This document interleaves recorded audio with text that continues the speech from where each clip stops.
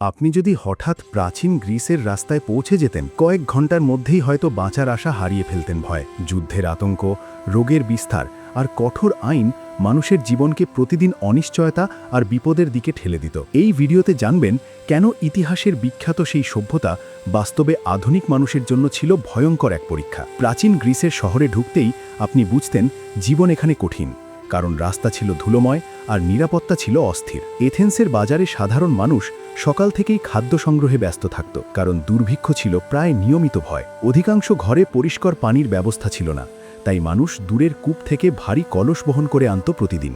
গরমের দিনে দুর্গন্ধে ভরা সরু পথ দিয়ে চলতে হতো, কারণ শহরের বর্জ্য ফেলার নির্দিষ্ট ব্যবস্থা তখনও গড়ে ওঠেনি। দরিদ্র পরিবারগুলো শুকনো রুটি আর জলপাই খেয়েই দিন পার করত। মাংস খাওয়ার সুযোগ ছিল খুবই সীমিত। রাত নামলেই চোর আর দস্যুদের ভয় বাড়ত, কারণ প্রাচীন নগরগুলোতে পর্যাপ্ত পাহারাদার সবসময় থাকত না। শহরের ভেতরে আগুন লাগলে দ্রুত ছড়িয়ে পড়ত, কারণ অধিকাংশ বাড়ি কাঠ আর কাদামাটি দিয়ে তৈরি করা হয়েছিল।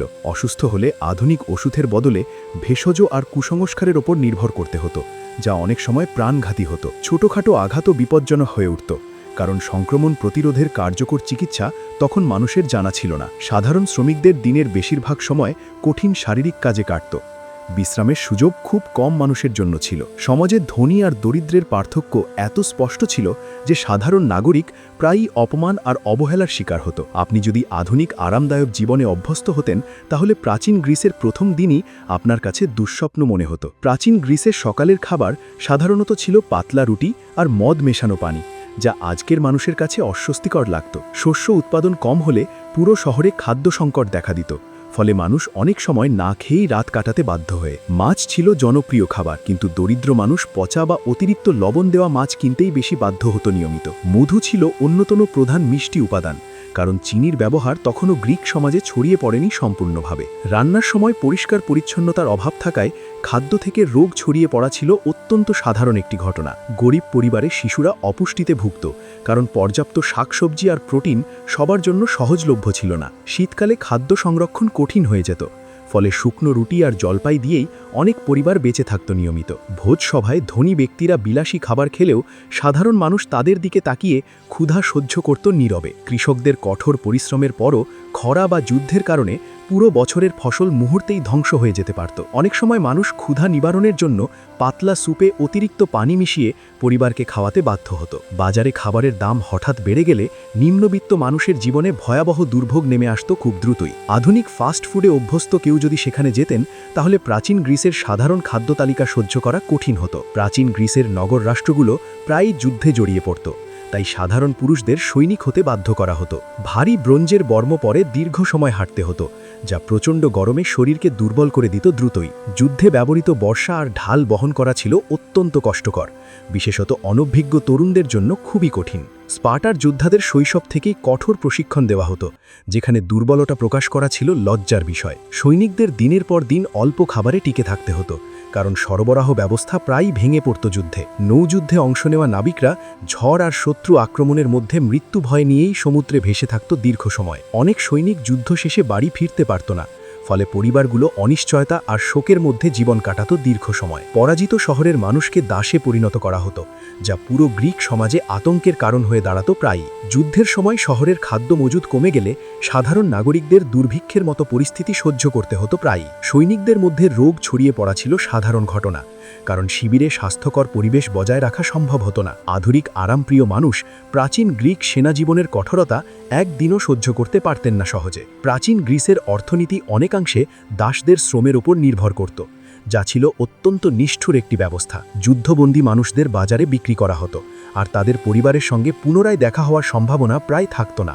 গৃহদাসদের সামান্য ভুলের জন্য শাস্তি দেওয়া হতো, কারণ তাদের মানবিক অধিকার প্রায় অস্তিত্বহীন ছিল। কৃষিক্ষেত্রে কাজ করা দাসরা তীব্র রোদে অল্প খাবার খেয়ে দিনের পর দিন কঠোর পরিশ্রম করতে বাধ্য হতো। অনেক মালিক দাসদের সম্পত্তি হিসেবে দেখত, ফলে তাদের অনুভূতি বা কষ্টকে গুরুত্ব দেওয়া হতো না কখনো। পালাতে চেষ্টা করলে দাসদের নির্মম শাস্তি দেওয়া হতো, যাতে অন্যরা ভয় পেয়ে বিদ্রোহ না করে কখনো। শিশু দাসদেরও কঠিন কাজে ব্যবহার করা হতো, যা তাদের শৈশবকে ভয়াবহ কষ্ট আর নির্যাতনে ভরে তুলত। কিছু শিক্ষিত দাস শিক্ষক বা লেখক হিসাবে কাজ করলেও স্বাধীনতার নিশ্চয়তা খুব কম মানুষই পেত বাস্তবে। দাসদের ওপর নির্ভরশীল সমাজে সাধারণ নাগরিকরাও প্রায়ই নিষ্ঠুর আচরণকে স্বাভাবিক বিষয় হিসাবে মেনে নিত।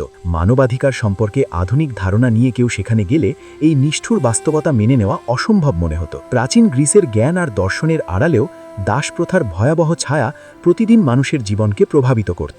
প্রাচীন গ্রিসে অধিকাংশ নারীর স্বাধীনতা সীমিত ছিল, কারণ সমাজে পুরুষদের আধিপত্য ছিল অত্যন্ত শক্তিশালী। এথেন্সের নারীরা সাধারণত ঘরের ভেতরেই সীমাবদ্ধ থাকত, আর সামাজিক অনুষ্ঠানে অংশ নেওয়ার সুযোগ কম পেত। মেয়েদের শিক্ষার সুযোগ সীমিত ছিল, কারণ পরিবারগুলো ছেলেদের শিক্ষাকেই বেশি গুরুত্বপূর্ণ মনে করত। তখন অল্প বয়সে বিয়ে দেওয়া হতো বহু নারীকে, ফলে তাদের ব্যক্তিগত সিদ্ধান্ত নেওয়ার সুযোগ প্রায় থাকত না। সন্তান জন্ম দেওয়ার সময় চিকিৎসা ব্যবস্থার দুর্বলতায় অনেক নারী প্রাণ হারাতেন ভয়াবহ জটিলতায়। নারীরা সম্পত্তির মালিক হলেও অনেক ক্ষেত্রে পুরুষ অভিভাবকের অনুমতি ছাড়া সিদ্ধান্ত নিতে পারত না। স্পার্টার নারীরা তুলনামূলক স্বাধীন হলেও কঠোর সামাজিক প্রত্যাশার চাপে তাদের জীবনও সহজ ছিল না কখনো। গৃহস্থালির সমস্ত কাজ নারীদের ওপর নির্ভর করত, যার মধ্যে রান্না, কাপড় ধোয়া আর শিশু পরিচর্যা অন্তর্ভুক্ত ছিল। সমাজে নারীদের কণ্ঠকে তেমন গুরুত্ব দেওয়া হতো না, ফলে রাজনৈতিক সিদ্ধান্তে তাদের কোনো অংশগ্রহণ ছিল না। স্বামী মারা গেলে অনেক নারী অর্থনৈতিক নিরাপত্তাহীনতায় ভুগতেন, কারণ আয়ের স্থায়ী উৎস তাদের হাতে থাকত না। আধুনিক স্বাধীন জীবনে অভ্যস্ত কেউ প্রাচীন গ্রিসের নারীদের কঠিন সীমাবদ্ধতা মেনে নিতে পারতেন না সহজে। দর্শন আর শিল্পে উন্নত সেই সমাজের ভেতরেও নারীদের জীবন ছিল অবহেলা আর নিয়ন্ত্রণে পরিপূর্ণ বাস্তবতা। প্রাচীন গ্রিসে সাধারণ জ্বরও প্রাণঘাতী হয়ে উঠতে পারত, কারণ কার্যকর অ্যান্টিবায়োটিক তখন মানুষের অজানা ছিল।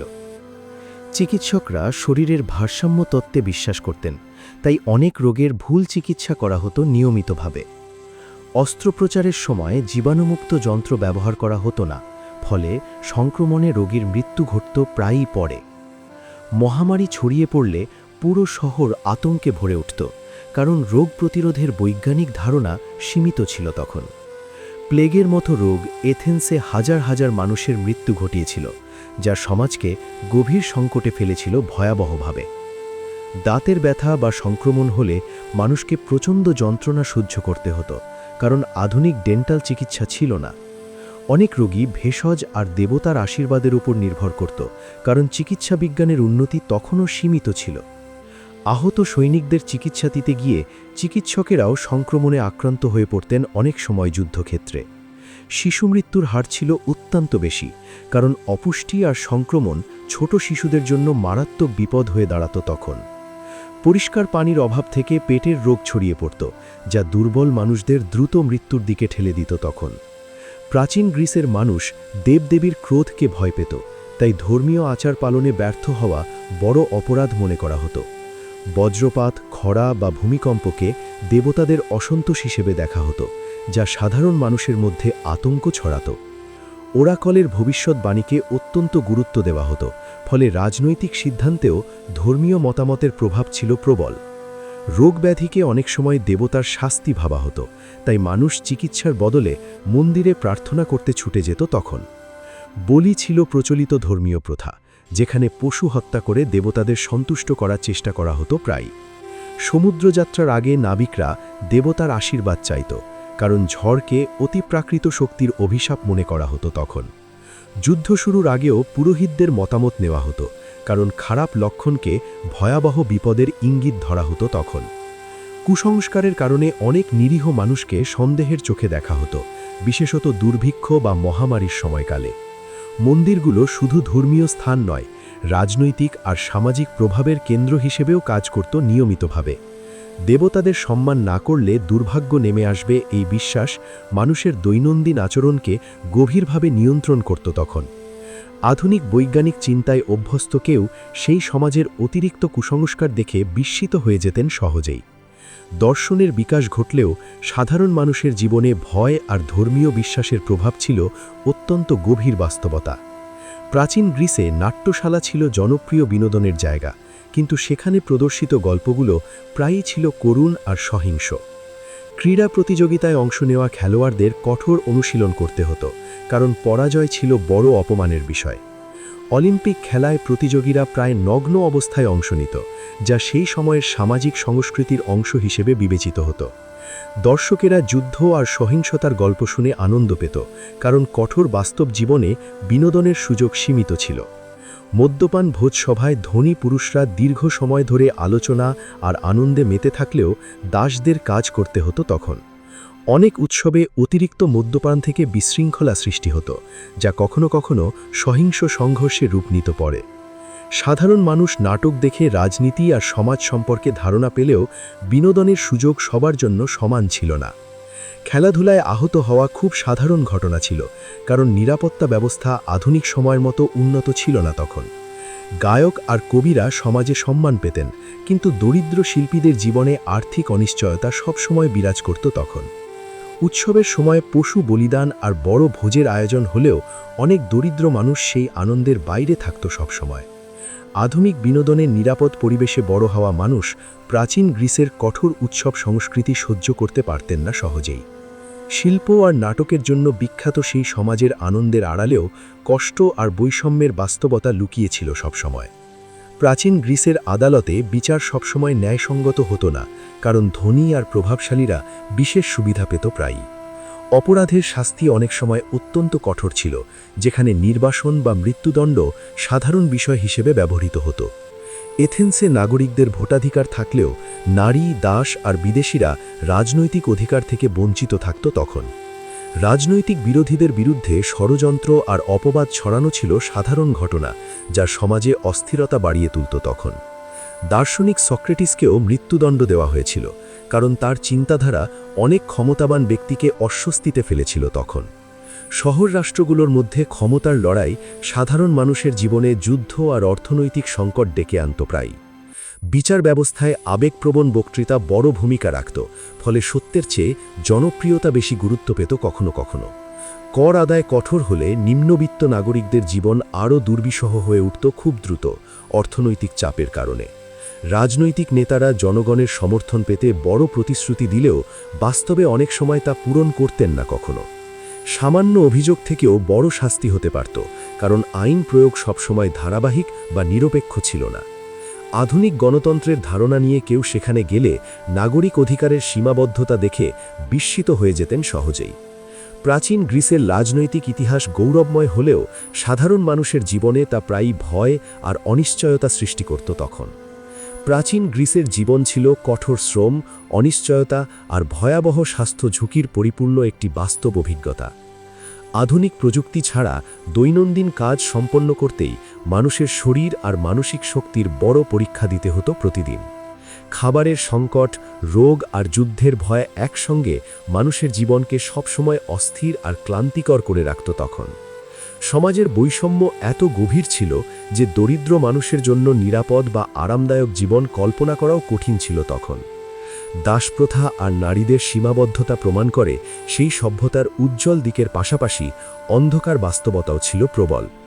ধর্মীয় ভয় আর কুসংস্কার মানুষের সিদ্ধান্তকে নিয়ন্ত্রণ করত, ফলে স্বাধীনভাবে চিন্তা করা সবার পক্ষে সম্ভব ছিল না সেখানে।